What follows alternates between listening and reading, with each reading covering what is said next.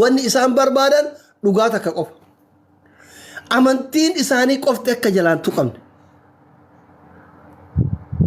nama gaddisiisa abboonni keessan hiriyoonni abboota keessanii olamaa'onni yeroo daawwaa himan hatta bakka taaziyaati tuuse seeqataa ummata ufii sabbarsiisaa namatti himan yeroo akkatti mataa cabsanii taa'an nama gaddisiisa jechuudha wallahi an jireenya kiyya keessatti takkaa shee amiin ibroo gaddu mataa buusu qolomata cabsee taa'u hin agarre ibn ustaad raayyaa abbaa maccaa gargaarsaaf yeroo baay'ee ustaad shee amiin ibroo daawwaa irratti hirmaatan daawwaaf olii gad deeman ustaad raayyaa abbaa maccaa yeroo ummanni beelan buqqa'u yeroo ummanni rakkatu bakka gargaarsatuu deeman kokkolfaa waan hawaasni oromoo itti kenne ummataaf geessan isaanuu kokkolfaa daawwaa himan rakkataa ufii biraayyuu kokkolfaa himan maaliif diin rabbiitu kokkolfaa sossobaa waami jedha saniifi gadduu dhabanii miti olamaa'onni kenna yeroo daawwaa himan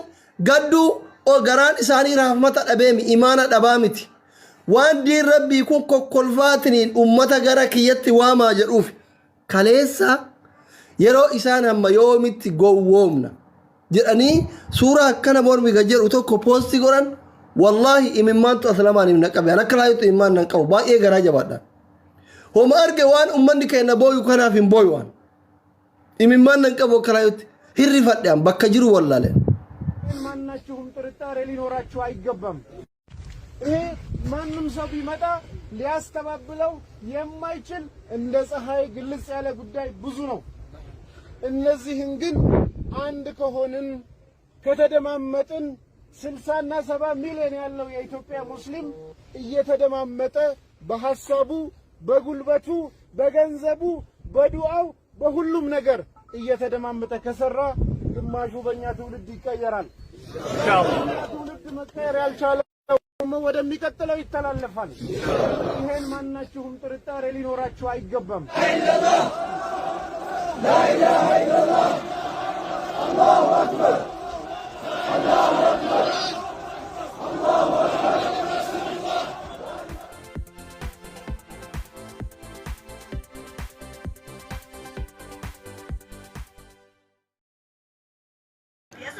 namni dhugaa dubbatu yeroo kamuu hin jibbama nuti dhugaa dubbanneet bakka nuti dhiite bulla yemin girgir ciqic nizni alፈልግም amma waan goonu isinitti hima waan godhuu qabdan isinitti hima jechuudha yeroo ammaa kanatti manneen amantaa islaamaa tokkoof lama osoo hin taane darzaanan diigamaa jiru kana firris diinnis beeka ijoolleen garii warri amantoota biraa nuuf quuqamaa jiru nu waliin dhaabbataa jiru thank you very much hamtuun amantii keessa hin argin jennaan warra kolfaa jirullee no problem callifneetuma bira dabarraa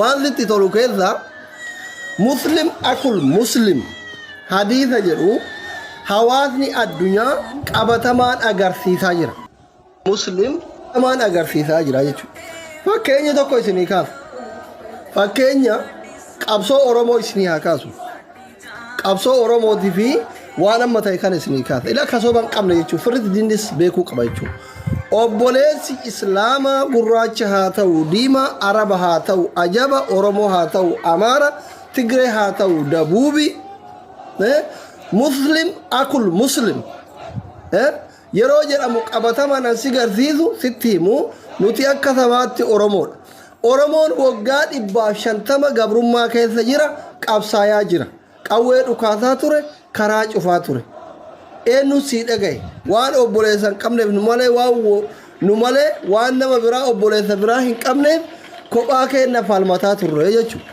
karaa cufurraa haga qawwee dhukaasutti amma mootu muslim akul muslim waan jedhamu kana waan mirkaneessu sabaaf sablammiin garagaraa biyya keessaa masjiidni diigamuu qabu quraanni ciramuu qabu jedha silxeen akkas jechaa jira guraageen akkas jechaa jira amaarri muslimaa akkas jechaa jira Sumaaleen akkas jechaa jira warri hararii akkas jechaa jira sinigalee waan nama gaddiisu garuu mootu kaafaan oromoo dubbatu ka gammadullee hin argaa jechuudha rakkoo miti isa boo isa qofaa miti araboonni faranjiin dhaqa laala Free Oromo people faranji jedhu agarre. Free Muslim Ethiopian people kayru kun oraga jira video dhaqa lala. Comedian biyyatti tokkochi nuun gabaasi. Evi median Oromon mallaqa Oromootiin dhumatteeyyu mallaqa Oromootiin dhaabateeyyu hokkara ka'een jedhu ummanni addunyaa sagalee ta'utti jiraachuu. Alhamdulillahi unkaan muslim honyee tafaxxarku miloo dasta ውስጥ ይሰማል jechuudha. Sinigalee alhamdulillahi jenna jechuudha. Alhamdulillahi baguma addunyaan kun guutuun obboleewwan keenya ta'ee jechuudha. Itti shakkaruudha jechuudha. Sinigalee kanaaf amma akka hawaasa Oromoo tokkotti wanni isinitti maaltu jira beeytani wanni isinii dhaamu haga humna kiyyaatiin wanni ani isinii dhaamu waan amma ta'aa jiru kana keessattuu warri sodaachuu amaarran jechuun ka musliman ta'in warri poolitikanyoonni saba biraa siyaasa itti fayyadamaa jiru. Oromoon masjiida diiganuun jechaa jiru. Kanaaf nuti jara keenya kalees arras borus wanni isinitti himnu ummanni islaamaa gibira akkuma hordoftoota kamiyyuu isinii kafala. Madrasaa mootummaan dhaabeef tokko hin jiru. Masjidni mootummaan ijaareef tokko hin jiru. Wanni islaamni addatti argate tokko hin jiru. Baankimaan dhalarraa bilisaa ka ummanni islaamaa mallaqa keessa kaate tokko hin jiru. Nuti hordoftoota amantaa islaamaa biratti amantiin ta'e akka jettu namni baankii mallaqa dhala nyaate akka waan nama haadha isaa gudeedeetii jetti. Shuuf haginni fakkaatu gitanii. Namni riba nyaate akka waan haadha ofii keessaa gadi ba'ee gudeedeetii jetti. Gaaf kana namni rabbii ofii sodaatu tokko baankii Itoophiyaa san keessa birrii kaatuun itti ulfaataa jechuudha. Warra akka anaa warra imaana hin qabne kanan baanu jechuudha. Kanaaf akka biyya saniititti wanni haga har'aatitti ummata muslimaatiif ta'e tokko hin jiru. Biyya san keessa yoo laalle maajooritiin parsantiin 80 70 ummata muslimaati jechuudha. Kanaaf nuti gara hundaanuu ekonomiin gara hundaanuu waan islaamni argatu tokko karaa siyaasatiin karaa aangootiin waa hundarraa bilisaa jechuudha. Wanni nuti argane tokko hin jiru. Ammaaf jara keenya warroonni aangoorra jirtan yoo akka carraa ta'ee sagaleen kun ciccitee isin ga'e ummanni islaamaa ka isin gaafachaa jiru aangoo miti. Ummanni islaamaa ka isin gaafachaa jiru kursii miti.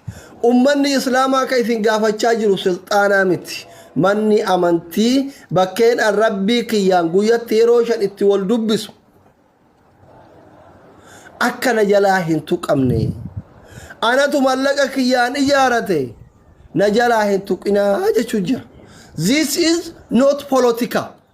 Reality lafa jiru kana jechuudha. Nuti ummanni islaamaa ka barbaannu akka manni keenya hin diigamne manni amantii keenya hin diigamneedha malee aangoon ergisa. Mootirra jira rabbii malee hin jiru mootiin biraa jedha artist Umar Sulaiman. Yoo hadiisa keessaa bayan ustaadni hadiisa keessaa bayanii yoo sirban weellan isin dhageessisan afaan isin beeytaniin mootirra jira rabbii malee hin jiru mootiin biraa kan duune kan sharafne of gubbatti beekuun nurra jira inni sun eenyu kaaliqus samaawaati wal ardi jechuudha fil ardi jechuudha. Kanaaf nuti hordoftoonni amantii islaamaa sulxaana keessan hin barbaannu. Madrasaa isin nu ijaartan hin barbaannu. Masjiida isin nu ijaartan hin barbaannu. Sijjammar mootummaan Itoophiyaa masjiidni inni namaa ijaaru hin salaachisu. Hin salaachisu.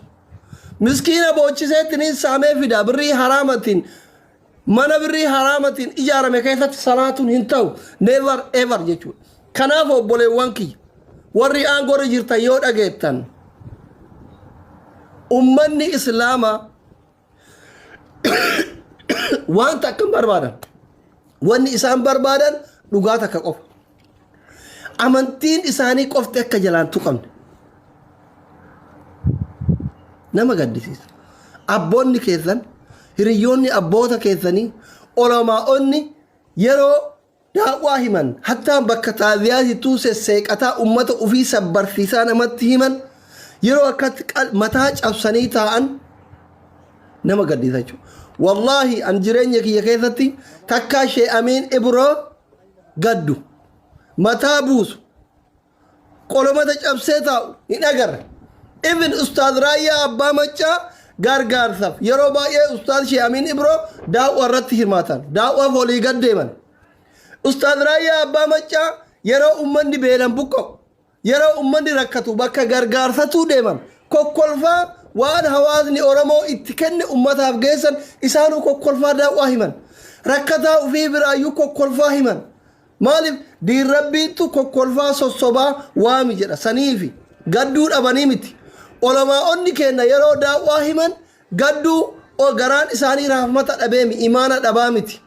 Waan diin rabbii kun kokkolfaatiniin ummata gara kiyyatti waamaa jedhuuf kaleessa yeroo isaan hamma yoomitti gowwoomna jedhanii suuraa akkana mormiga jedhu tokko poosti godhan wallaahi imimmaantu aslamaan hin naqabe an akka laayutti imimmaan nan qabu baay'ee garaa jabaadhaan.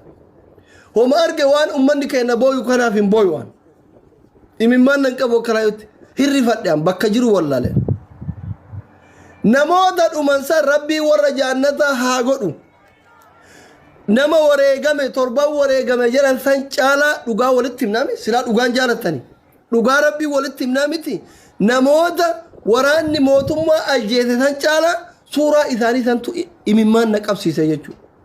Nama gaddisiisa nama karaa rabbii irratti umrii ofii guutuu qaraasisaa guddate waan rabbii himaa guddate. Sheekonni kun lamaan nama biraa dhiisa. Ustaaz Raayyaa Abbaa Maccaatii fi Shee Amiin Ibroo namoota isaan jajjaaratan miliyeenan qaban ummata Itoophiyaa miti Afrikaa bulchuu danda'u filannoof osoo dhiyaatanii jechuudha. Jarri kun lamaan filannoodhaaf osoo dhiyaatanii ummata idin biyya hiyyeetti jechuudha. Biyya azaabaa Afrikaa Itoophiyaa miti Afrikaa addunyaa sana bulchuu dandayan. Yeroo jara akkanaa kana qalbiin cabee biyya irratti dhalatanii irratti guddatan itti dhiigni isaanii jige keessatti qalbiin isaanii cibee waan dubbataniif waan dhiisan wallaalanii qalbii cabanii arguu caala maaltu si gaddisiisa? Maaloo aangoon hirkisaatti sin duuta bar Minilik abbaan Itoophiyaa hin du'e bar biyya san keessatti abbaan Itoophiyaa yeroo haasayan warri Minilik sagadu abbaan Itoophiyaa inni xilaata Oromooti ta'u haa ta'u garuu namni Itoophiyaa san uume Miniliki ba abbaan Itoophiyaa ka Absiiniyaa biyya sabaaf sablammii garagaraa waliin diigeetiniin Itoophiyaa san ijaare Minilikin du'e bar Haayile Sillaaseen hin du'e bar Mangistuun hin baqatee bar Mallasaan hin du'e bar maal qabriin Minilikiin fuute sin fuutu maati waan Oromoo taateef hin duune 4 kiiloon tamajarri keessaa du'an sanii bar qabriin Haayile Sillaasee fuute sin fuutu qabriin Mallasaa fuute sin fuutu Mallasaa eenyutu ajjeese eenyu itti rifannaani eenyu wallollaani jara keenya dhaggeeffadha Itoophiyaa keessatti warra siyaasatiin walloltee waggaa dheeraa bulchuu dandeetta jijjiirtee bulchuu dandeetta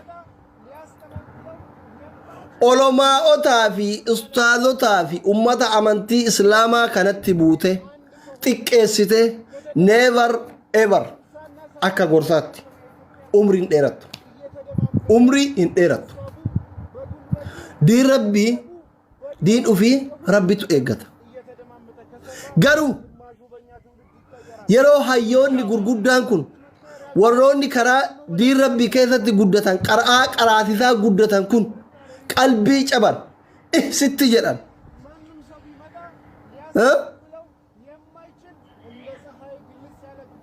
rabbi taa'ee sillaalu jechuudha taa'ee sillaalu akka sabaatitti Oromoo waliin buutee umrii dheerachuu dandeetta noo maatar Amaara waliin buutee umrii dheerachuu dandeetta Tigree waliin buutee umrii dheerachuu dandeetta diin rabbiitti buutee kichuu cittaa jechuudha maannim kanaaf obboleewwan kiyya islaamaa yeroo gaafii gaafattan garee poolitikaa irraa bilisa ta'a. Nuti gaafii kan gaafachaa jirru amantiin keenya akka hin tuqamne masjiidni keenya akka hin diigamneedha malee Abiyyi kufuu baate irra hin kaane nuti. Because paartiin islaamaa falmu tokko maqaa islaamatiif 4 kiiloo seenuuf qabsaa jiru tokko hin jiru. Hoogganaa islaamatu hin qabnu bara. Hoogganaan islaamaa waaqoo guutuutiif jaarraa abbaa gadaa ture Oromoof qabsaa'utu uf keessaa laamshessee baase Itoophiyaa islaamessuuf yaanii abboonni warra rakkolfuu kun jiru. Ani waa'ee poolitikaa isaan jiru yoo feetan viidiyoo ciccira warri dhugaa isin ta'an.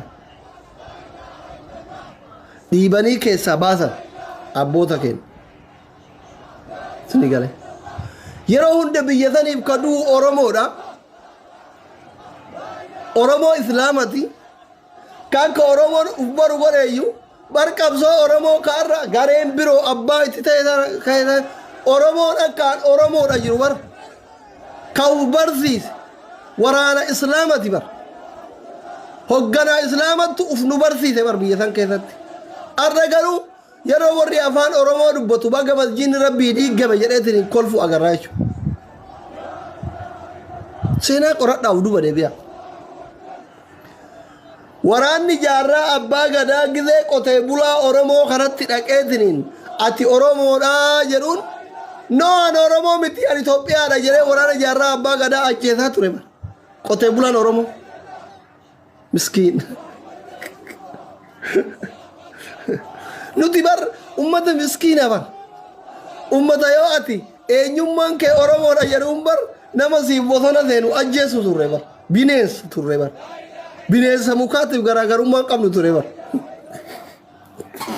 Hayi Oromoo. Hayi Oromoo. Dhugumatti Maadaagaskaarii dhufe jechi sun Maadaagaskaarii miti waan bosona keessaa dhufe natti fakkaata yeroo tokko. Yeroo tokko seenaa duraanii kana gizee laaltu gizee mee namoota gurguddatti siqaadha haasofsiisa. Haasofsiisa mee wallaahi sobaa miti. Anamma akka afaan yeroo aaree nama arrabsu minaamin karaa miti. Lafatti baay'ee nama dhaggeeffata. Namoota lafa bulan waraana keessa turan kana itti siqee gaafadhama. Sini galee. Akkas ta'a. Haasayuu qofa osoo hin taane dhaggeeffachuu baay'isa. Waan nama jedhe kun soba yoo ta'e fidaanaan morma. Sini galee qaruuteewwan jechuun isin qaruuteewwan warri jala deemtan. Qaruuteewwachi. Araadochi jala jirtu kun angowwaadha miti deema. Kanaaf anamma maal jechuu barbaadani beektani? Wanni an jechuu barbaade ummanni islaamaa wanni inni gaafataa jiru wanni inni du'aafii jiru wanni rasaasni itti dhayamaa jiru aangoo barbaade miti. Nullee haga humna kennatiin garee poolitikaa irraa bilisa haa taanu. Isinitti meerama. Ani isinitti meerama. Paartii akka islaamatti islaama bilisoomsu tokko ijaarannee waan deemaa hin jirreef gaafiin keenya akka manni amantii keenyaa hin diigamneedha. Kana firrit diinnis beekuu qaba. Garee poolitikaa kamuu beekuu qaba jechuudha. Are you understand? Are you understand? Garee poolitikaa jala hin deemina. Koomentii maal go'aa cufu? Hagaraan gubataa dhaggeeffatu. Ijoollee modiitaraa wanta gootanii ta'abdanii. Sini galee. Garee poolitikaa kamuu hin barbaachisu. Ayyaafalligan. እኛ የምንፈልገው መስጂድ እንዳይፈረስ ቁርአን እንዳይቃጠል ነው በአማርኛ። የእስላም ጥያቄ ከፖለቲካ ነፃ የሆነ ጥያቄ ነው። ሲኒጋለ ወር አስሊና አማርኛ በይቱ እንበኩ የታ እንግሊፋን ስሪቲማ Are you understand my people? Are you understand? እኛ ማንችለው ቋንቋ የለም። አላሁ አክበር ይት አና ማሪፍ አዛውና ጋይስ ስታዛ ከታን ቀይስና በእናታችሁ ማቆል ቢታል ሀገየው ምት ስታዛ ከታን ቆስተሪ ደባር ቦና ጎ ጅርታ Leensa thank you.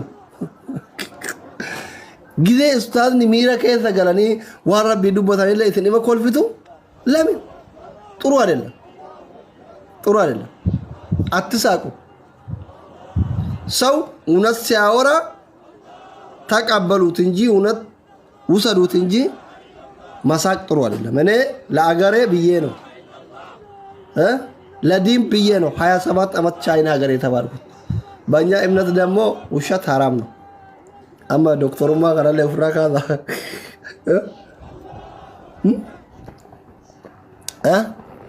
وشات حرام أكمتا صومني حرام أنا أستاذة تايرة ما أقول فيتان ما لنا أنا أقرأ نينجر ونقول فيتان بر تروح لله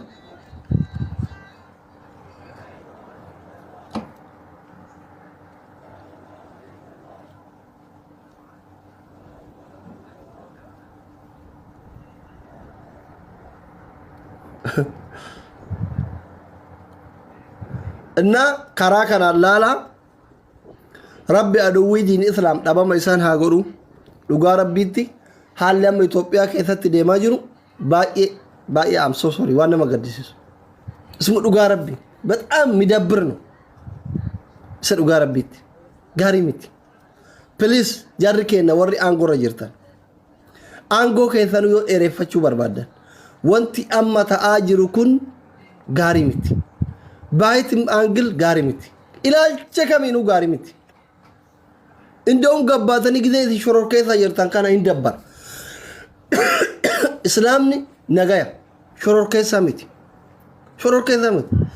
ማንም ስልጣን ማንም islaamni nagaan galee bayuu barbaada nagaya islaam wallahi wanti addunyaa kan akka ummata islaamaa nagaan jiru isuma dhugaa rabbi dubbachuu yoo ta'e nagayaan bayee gallaan ati salaatan dhoggin qara'uun dhoggin masjida deemuun dhoggin masjida deebuun hin dhoggin malee wanni takka wanni sirra barbaadu hin jiru manim nagar ayfalligim ummata nagayaa ummata miskiina ummata akkana kana magaalaa bareechuuf jettee gizee masjidni jalaa diidu sanbira tartee ummata salaatuuf deemu shororkeessa jettee yoo rasaasan kalachisanii addaan facaaftu arraa akirallee addunyaallee milkooftu inshallah boruu akirallee milkooftu jechuudha abbaa feete ta'e aangoon ergisa jireenyi addunyaa kanaa ergisa wallahi lubbuu ummata qulqullu lubbuu ummata miskiina ummanni kun osoo siyaasa biraa qabaate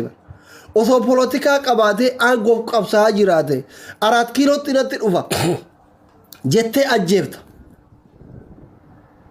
maaliif siyaasni akirri isaa eessa katti xumuramu aangoo qabachuudha ummanni kun masjida kiyyanaa dhiisi ka diigame bakka naa buusi okay ka diigameef iqirta dhiifama kasi jala jige motu birri hodu jaradho yookiin lama irratti jaradho ettanii dhiisabar alhamdulillah jedhe dhiifama sii godhe dhiisabar gabaabaa bar mootummaan yeroo waa'ee amantiitiin uummataa walitti bu'uu dhiisuu qaba bar naa dhiisi waan kiyyaa jennaan yoo dhiifte sanirran taru galmi isaa aangoo qabachuu miti galmi isaa aangoo irraa sii biisuu miti waan ta'eef irran kaayanna jechuudha aangoon guddoon tarabbii akka taate beeka uummanni muslimaa hayyoonni meeqa ka biyya jijjiiruu danda'an kanama kana uumuu danda'an kasii aangorra jiru kana uumuu danda'an meeqatu jira uf qaqqabaniiti namni dandeettii qabu namni beekumsa qabu uf hin dhaabu miskiinnan aangorra jirtu tana mee laala takkatu aangoon dabalamaa fi qara nyaattee dhuftee makiina wayii bitatti xirriq barta duraan hoolota hojii eegaa turte fa'a taruraan hoolota wajji eegaa turte fa'a warri amma qolomata cabee osoo lubbuun jiran waan irra taa'aa jiru kana arguu dadhabanii akka ta'an kun kaleessa gaafa isin ergamtuu turtanillee akkuma har'aa kana jiran har'a suuraa Ustaaz Raayyaa Abbaa Maccaatii fi Sheekh Amin Ibrootirraa maal qaraatan osoo nuti lubbuun jirru diin rabbii daaffarame osoo nuti lubbuun jirru ilmaan keenya ka afaan Oromoo dubbatan mana amantii keenyaa diigan gadda lama gaddaa jiran jarri sun bar gadda lama gaddan bar tokkoffaa akka sabaatitti ufitti gaddan maaliif garri isin keessan hin jiru kuna warri biraatu Oromootu diiga jedhaa jira isinii ummata wasaka gadii kana garri isin keessan hin jiru bar kanatu hamilee isaan cabse bar waa meeqa dhukkubsatan amma olomaa'onni keenya yeroo akkatti hamilee caban kana isuma dhugaa rabbii isinitti himan tokkoffaa akkuma sabaatitti akka ilmoo ofii ilmoo wasakaa tokkotti waan isin gootan kanatti gaddan lammaffaa osoo isaa warri diin rabbii jiru utubaan diinii kunniin biyya isaan keessa jiran masjiidni rabbii diigamaa jira dhukkuba lama bakka dhukkuba sadii yeroo tokkotti dhukkubsataa jiran bar hayyoonni keenya hayyoonni islaamaa dhukkuba sadii yeroo tokkotti dhukkubsataa jiran nuti mana yaalaa geessinu dhabnee dhibeen jara humna kennaa ol taanan asirraa iyyinaa jechuu sa'a kana nu silaa duraan dabbaa laalla bar jaalannee miti bar sa'a kana yoo xiqqaate waa meeqa kofalla nuti bar jaalannee miti bar dhukkuba nun dandeenya dhukkubsatanii asirraa iyyaa jirra bar nullee